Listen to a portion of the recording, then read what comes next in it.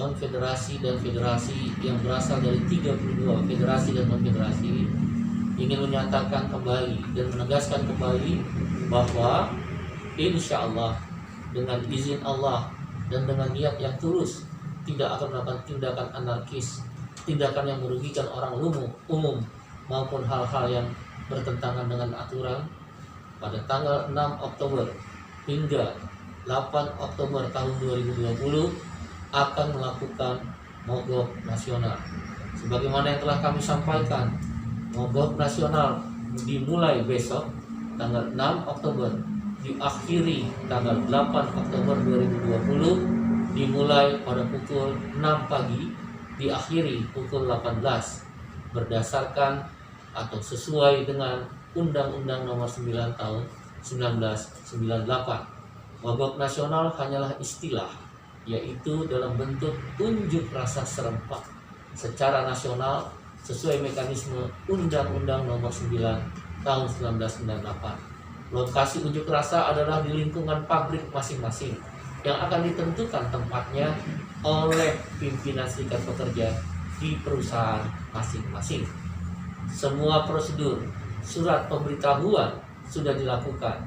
Di tingkat nasional sudah diberikan pada Mabes Polri, di tingkat provinsi sudah diberikan pada polda-polda masing-masing, di tingkat kabupaten kota dan tingkat perusahaan sudah diberikan pemberitahuan surat ke Polres masing-masing.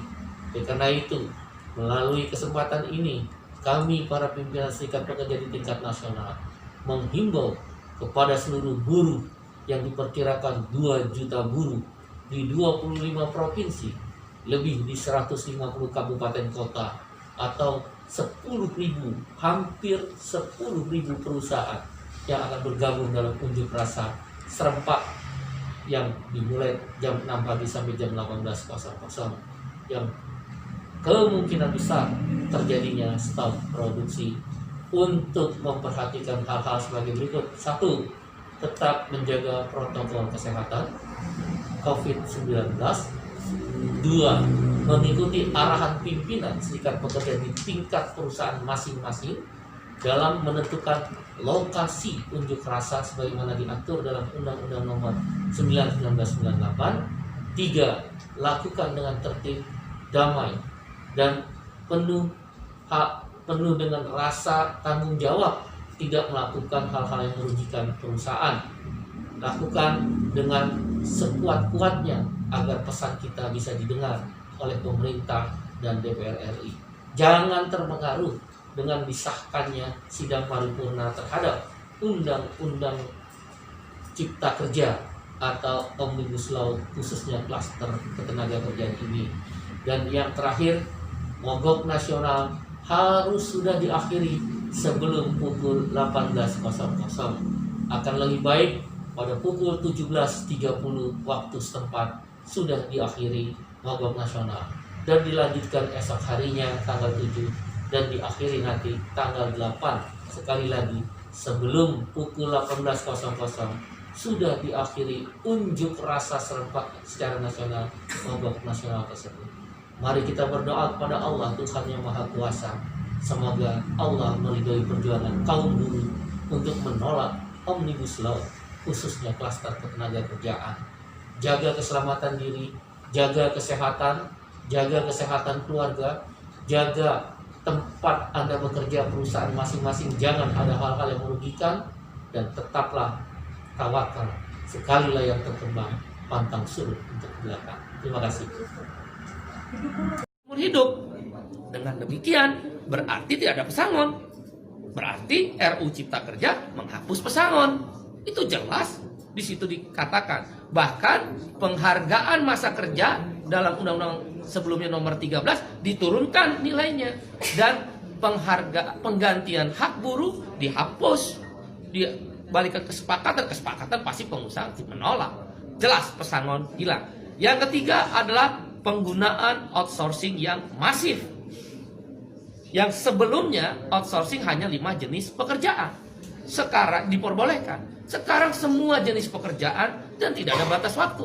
Seumur hidup anak kita, para ibu yang susah-susah menyekolahkan anaknya, yang berjibaku pontang-panting mencari rezeki tambahan untuk menyekolahkan anaknya, negara membuka ruang para agen, saya quote and quote, bukan berarti seperti itu, tapi quote and quote tanda petik, menjual buruh kepada pengusaha-pengusaha yang serakah itu.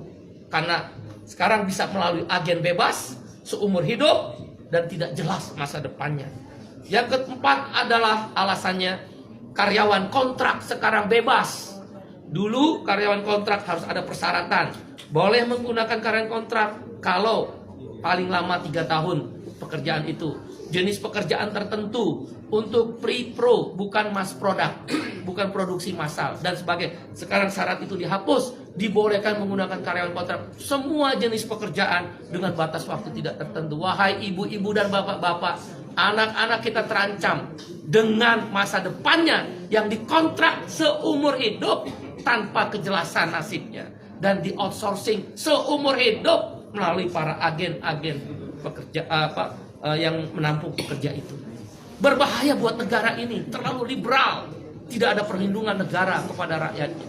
Yang kelima adalah social security, jaminan sosial dihapus, khususnya jaminan kesehatan dan jaminan pensiun. Dengan berlakunya upah per jam atau istilah dalam undang RU tersebut persatuan waktu, maka tidak ada lagi kewajiban untuk membayar jaminan kesehatan dan jaminan pensiun. Bagaimana menghitung pensiunnya dengan upah per jam? Ditambah dengan adanya outsourcing dan karyawan kontrak yang bebas, siapa yang bayar jaminan pensiun para buruh dan pekerja itu? Dunia pekerjaan Indonesia terancam, pekerja-pekerja lokal terancam. Ditambah yang keenam alasannya adalah tenaga kerja asing. Dulu harus mendapatkan izin menteri, sekarang hanya sekedar pengesahan tanpa perlu izin menteri. Siapa yang kontrol bahwa buruh kasar tenaga kerja asing bisa masuk? Sekarang saja yang ada izin tertulis menteri bisa hilang, bisa banyak orang buruh kasar tenaga kerja asing masuk. Sudahlah outsourcing, sudahlah kontrak bebas, sudahlah upah murah, sudahlah masa depan tidak ada, buruh-buruh asing bisa bekerja di startup dan lembaga pendidikan sekarang bebas untuk memakai jasa tenaga kerja asing. Itu berbahaya, mengancam pekerja lokal. Yang ketujuh adalah yang kita sebut dengan waktu kerja. Sekarang ini minimal adalah maksimal adalah 7 jam sehari dalam 6 hari kerja, Senin sampai Sabtu, atau 8 jam sehari dalam 5 hari kerja, Senin sampai Jumat. Dalam RUU Cipta Kerja dihapus semuanya. Hanya dikatakan maksimal 40 jam seminggu. Berarti orang boleh bekerja, buruh dipaksa bekerja 14 jam seminggu.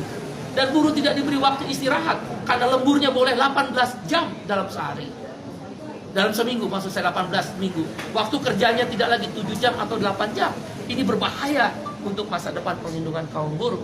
Dan hal-hal lainnya adalah sanksi pidana dihapuskan dengan RUU Cipta Kerja yang baru ini. Orang tidak bayar, pengusaha tidak bayar upah, tidak ada sanksi pidana. Terlambat bayar upah, tidak ada larangan. Kalau begitu kalau saya pengusaha bisa bayar upah 3 bulan sekali dong. Di mana negara kalau begitu? Kalau memang tujuannya investasi, kenapa tidak ada perlindungan? Kita setuju investasi, yang tidak kita setuju adalah tidak ada perlindungan. Dan kemudian hal lainnya yang ke-9 adalah bahwa PHK jadi mudah sekarang. Nggak perlu lagi ada negosiasi dan perundingan dengan serikat buruh. Langsung ke PHI, dan PHI bisa langsung memutuskan Pengadilan Hubungan Industrial. Oleh karena itu, kami berpendapat 9 alasan KSPI menolak RUU Cipta Kerja yang sudah resmi diserahkan DPR akan dilakukan perlawanan. Bagaimana kalau kemudian DPR tetap mengesahkan RUU tersebut? Ada 3 langkah yang kami lakukan. 1, aksi besar-besaran selama pembahasan di DPR, maupun kalaulah dipaksa untuk disahkan yang merugikan buruh tadi. Aksi nasional, aksi daerah, bahkan tidak menutup kemungkinan aksi yang melibatkan komponen yang lebih luas. Kawan-kawan mahasiswa, mereka terancam. Begitu masuk pasar kerja, tidak punya masa depan. Para ibu-ibu, bapak-bapak terancam karena mengeluarkan biaya tinggi untuk menyekolahkan anaknya, tidak punya kepastian masa depan untuk anak-anaknya. Para pemuda-pemuda dan pemudi terancam, nggak mungkin mau menikah karena outsourcing dan karyawan kontrak. Indonesia terancam darurat terhadap kesejahteraan Indonesia.